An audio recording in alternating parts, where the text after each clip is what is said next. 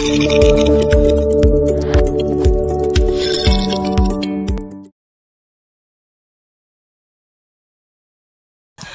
umaga. Ngayon ay magbubukas tayo ng ating tawag dito, stingless bee. Okay. Ito nga pala yung aking feral na ibinigay lang sa akin.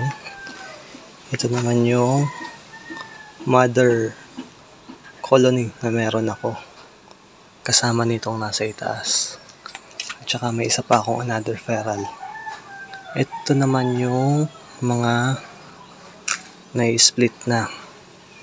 Yun. Ngayon magbubukas tayo ng ating mother feral. Siyempre, kailangan natin ng bisot.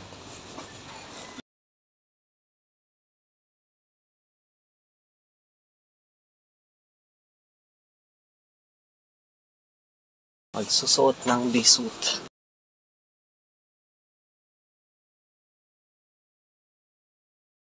Bali, ito ay para sa ating protection.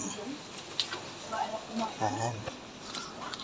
So, kukunin natin ang ating mother feral. Ito na siya. Bubukas tayo.